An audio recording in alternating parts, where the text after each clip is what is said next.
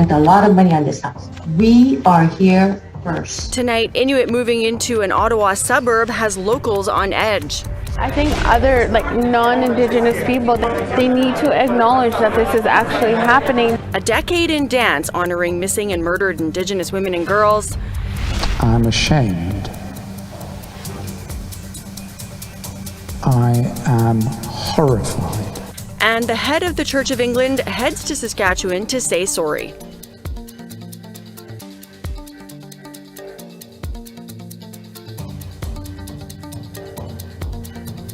Good evening. Welcome to APTN National News. I'm Melissa Ridgen.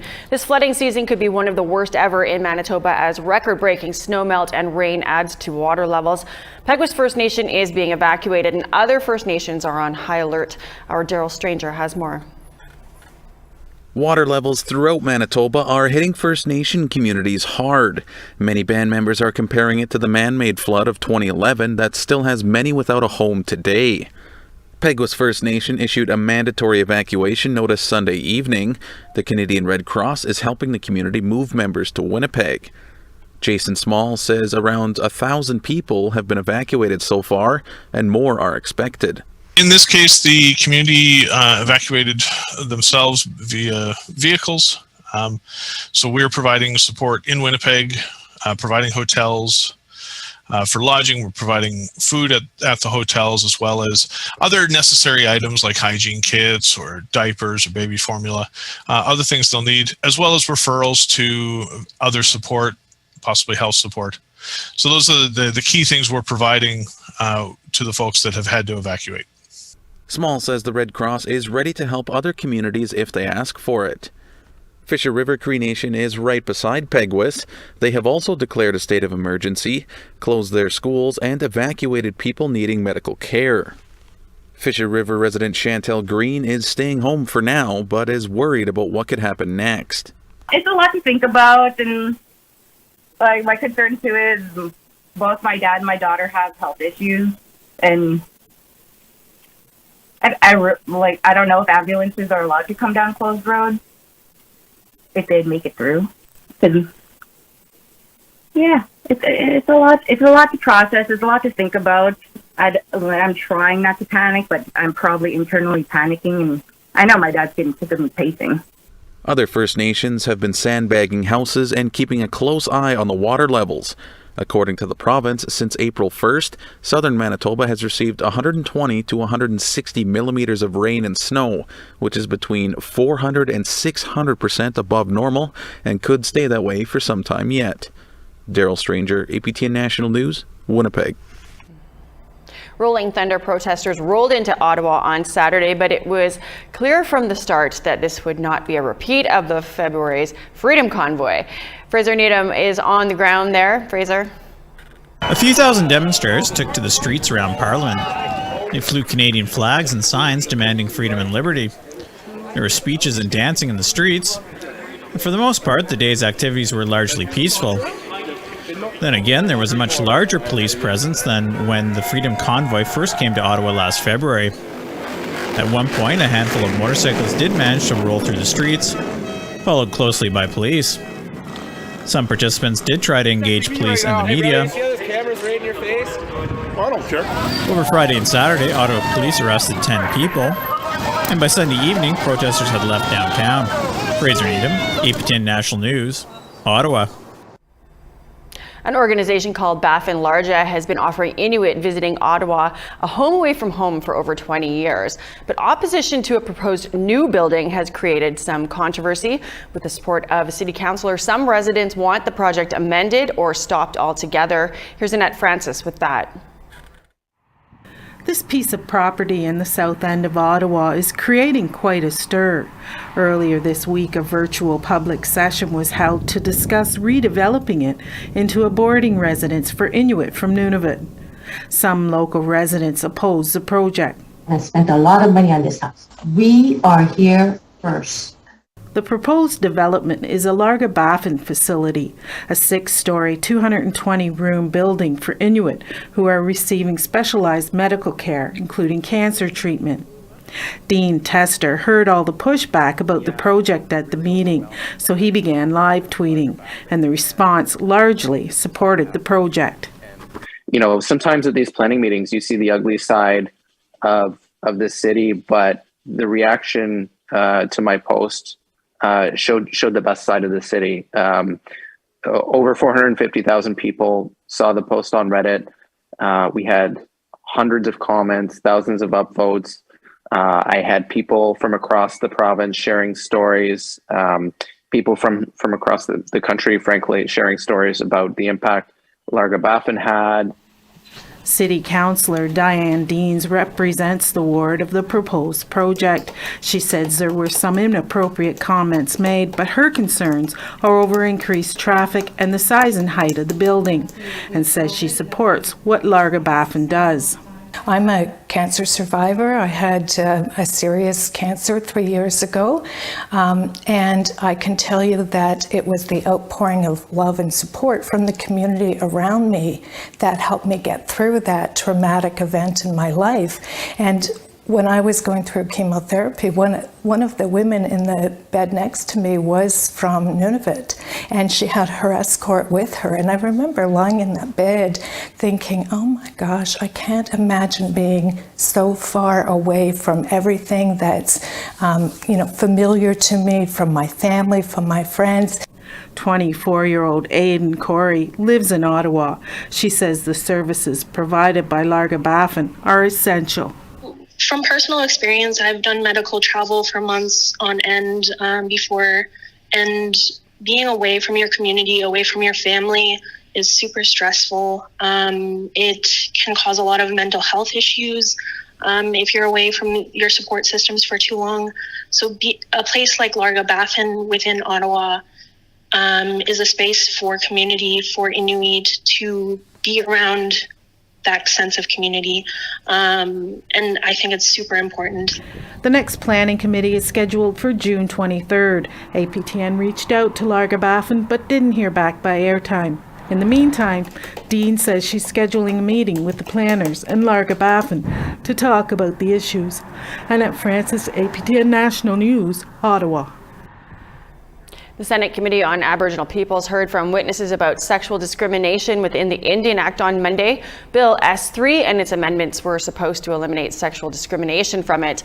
But the committee heard from witness Jeremy Matson that he was initially denied his status because his grandmother married a non-status man. Because of the amendments, Matson was able to gain status, and so have his children, but they will not be able to pass on status if they marry non-Indigenous people. The Section 6.2 generation cutoff rule, it is genocidal in nature. It's assimilative. It violates all of Canada's international obligations. It violates Articles 8, 9 of UNDRIP. It violates Article 30 of the Convention on the Rights of the Child. And the list goes on. We want to hear what you think about Bill S3 and that cutoff rule. Here's how you can continue the conversation. Send your emails to news@aptn.ca. You can leave a comment on aptnnews.ca. You can also find us on Facebook, Twitter, Instagram, YouTube, and TikTok. Follow APTN News to join the conversation and see all of our latest stories. Well, there was another apology from the Anglican Church of Canada to residential school survivors over the weekend, but this time it came from the top Archbishop from the Church of England on Treaty 6 territory. APTN's Leanne Sanders has that story. Archbishop Justin Welby visited the James Smith Cree Nation in northeastern Saskatchewan, where residential school survivors shared their stories of abuse and suffering. Welby expressed his remorse for what they went through. I am sorry. I am more sorry than I can say. I am ashamed. I am horrified. Indigenous leaders say the Archbishop's apology was a crucial step to achieving truth and reconciliation, and survivor Dennis Sanderson says he accepts the Archbishop's apology for what happened to him in the Anglican-run schools. I grew up to forgive in the later years of my life, to forgive what has been given to me, what has taken away from me. The Anglican Church apologized for its role in residential schools in 1993 and again in 2019. But for some, like FSIN Senator Saul Sanderson, the apologies are not enough. The pardons that are going to be issued by him and the pardon that is issued by the Pope of the Catholic Church, they're okay, but there's no deliverables for those pardons. The Archbishop vowed to make available anything in the possession of the archives of the Church of England. The grace shown by the survivors is so extraordinary, the graciousness.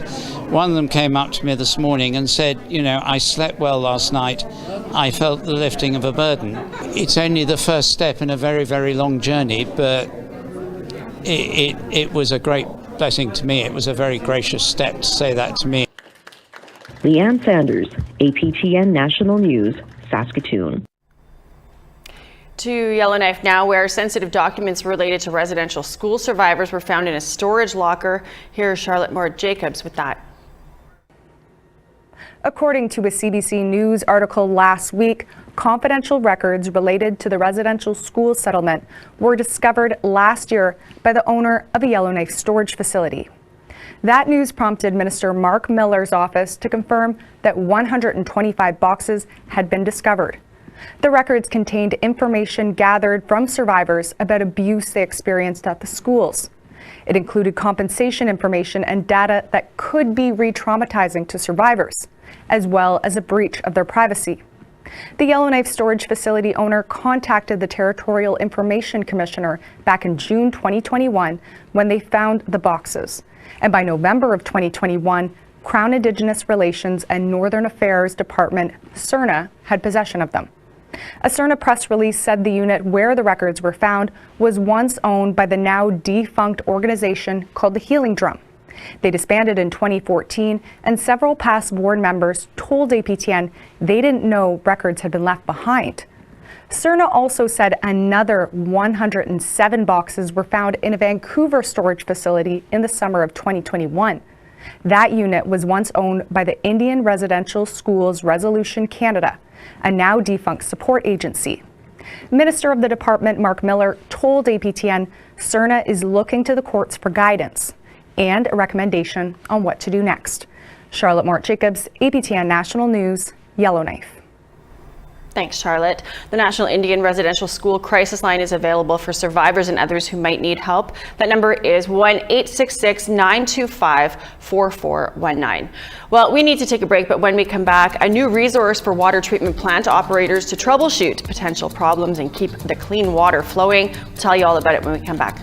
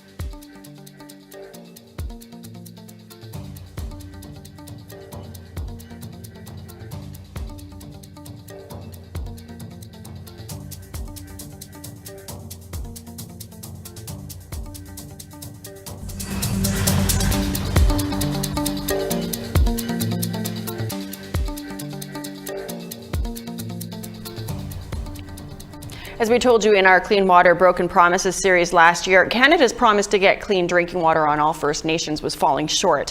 One reason is that water treatment infrastructure is just the beginning. There is a need for trained operators and maintenance as well. Well, Water Movement is a new nonprofit organization that's addressing that. To explain, I sat down last week with one of the operators involved. Dion, can you tell us what the Water Movement is doing to help more First Nations get that clean drinking water? Well, the Water Movement, we're out there to advocate for the operators and also assist them with training. My whole idea as a circuit rider, we put on training, but with the Water Movement, it's another tool or another way to access the operators and have them be able to learn from the videos that we have, also discuss with other operators, issues that they're maybe having and how to deal with them. It's just more access to more education, more people to talk to when they're having issues at the water plant. Another way, just another learning tool.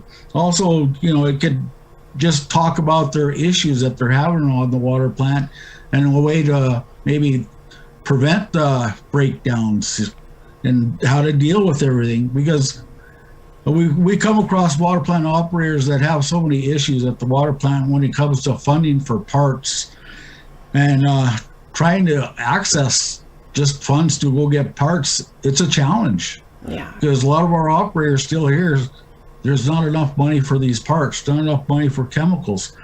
So there's times that we have to get creative and maybe go to the next community and borrow parts, borrow chemicals. Like I said, that's just networking that your neighbors could help you out. So like I said, it's just another way that we can teach our operators there's people that care and want to help. So that's just one way, another way we can do things. And this is a charity group, a one of three that I'm working with right now. So it's just trying to get it all, how we can share it amongst our operators, because we're all dealing with the same thing right across Canada. Yeah. Well, after there was a consortium of media outlets that did the Clean Water Broken Promises series, revealing the many failings of the federal Clean Water Plan. The Liberals had circled back after that, saying that they would address those issues that we shone light on, including, lack of money for operations and maintenance and stuff with the water treatment plants. Have they followed through on that? I mean, it doesn't sound like it, but is there something in the works, do you think? Well, I love what the government did here before when they announced that they would take all the boiled water advisories. There was movement then, there was things happening, but once we came to where they couldn't meet their goal of getting all the boiled water advisories, then it seemed like all these projects just stalled because nothing happened after. We had project meetings were happening every month, but after that it was we waited over a year to have our next project meeting. And to me, it's trouble because I have to go assist the operators and try to keep these water plants running. We're like, you hear the term Band-Aid fixes. That's what we're doing to keep these old water plants, keep them running and trying to find, parts and that are obsolete. It's a challenge. What needs to happen? We need more O&M funding. And government said, they said they promised to get the O&M funding increased. Yeah, they maybe increased it, but when I talk to managers, leadership, they really haven't seen much of an increase because it also recognizes the importance of the operator. These operators are basically helping out their communities and they're not recognized for all the work that they're doing for a minimum wage. And that's another thing that, like I said, why we're trying to advocate for these operators so they have access to what they need. They feel like they're not important people, so they're ignored. Just it's a challenge just to be an operator. Yeah. Well, we're glad that Water Movement stepped up. It sounds like there's making, the best of a bad situation. And hopefully some more of that operations and maintenance money does make its way to the First Nations as the Liberal government had promised it would. Thanks for joining us, Dion. Well, thank you. It's time for another break, but still ahead, a group's decade of honoring missing and murdered Indigenous women and girls. And I have to admit, I spent much of the last performance in tears.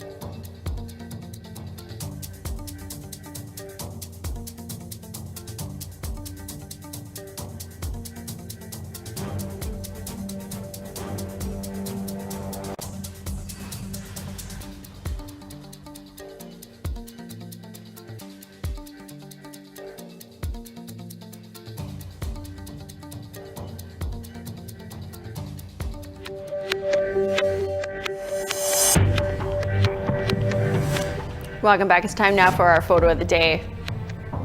Our viewer Samuel Biggity of Canmore, Alberta sent in this great shot. These are the three sisters located near Canmore and Banff, also known as Big Sister, Middle Sister, and Little Sister. Sometimes people say Faith, Hope, and Charity as well.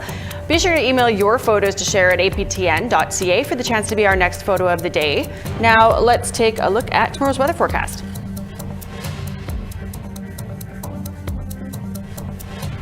To the east coast, we've got 6 and cloud for St. John, sunshine, and 8 for Charlottetown. Happy Valley Goose Bay, also 8 degrees, sunshine, mix of sun and clouds, -1 for Kuujjuaq. Settles, 5 degrees and sunny skies, cloud and 12 for Chibougamau. Ottawa, mix of sun and cloud and 17. London, 13 and showers.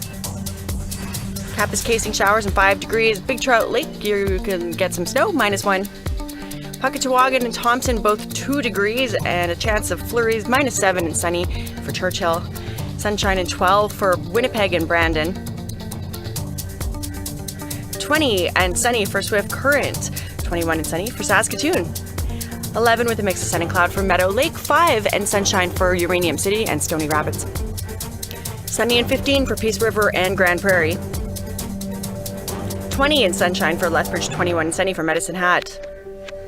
Vancouver and Victoria both getting showers, 14 degrees expected there. Sunny and 14 for Fort Nelson, 10 in showers for Prince Rupert and Smithers, 9 with a mix of sun and cloud for Beaver Creek, 10 in cloud for Mayo, 9 in cloud for Wrigley, Wauhee and Yellowknife, both sunny and 8 degrees, 5 in sunshine for Colville Lake, Tuktoyaktuk, 6 in sunshine, -9 and sunny for Baker Lake, New Yacht, -5, sunny skies, Pangertung -3 with some flurries, Joe Haven -8 and sunny.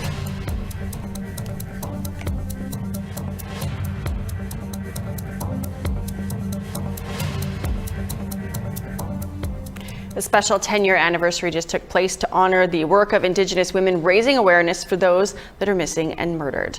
APTN's Tina House was there. She has this story.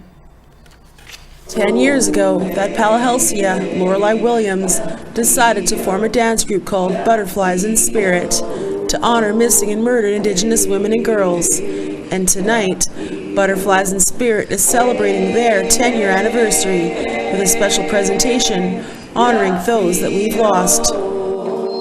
And this performer from Mexico is wearing a dress made of clothing of people that have disappeared in her country.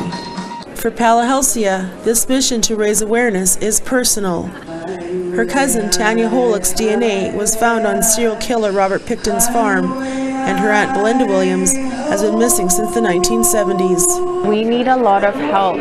We need to help end this. Her dance group, which consists of children and relatives of those that are missing or were murdered, joined forces with the dance troupe Ariosa to take their message to new heights.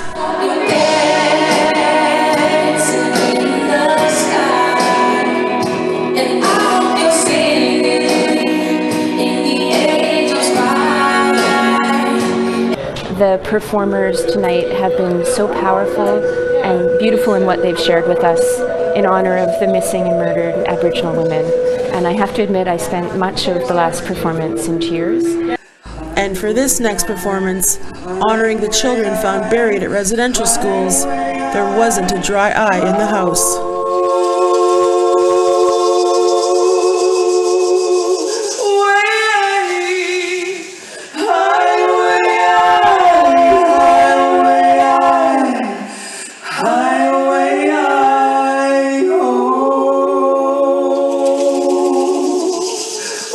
Other non-Indigenous people, they need to acknowledge that this is actually happening, because if they don't, then the systems will still be racist, and that's one of the reasons, one of the many reasons why we're still targeted. Butterflies in Spirit will soon embark on a tour across South America. Tina House, APTN National News, Vancouver. Definitely a performance to watch for. Well, that is your news to kick off a brand new week. I'm Melissa Ridgen. Thanks so much for joining us. We'll see you back here tomorrow. Have a great night.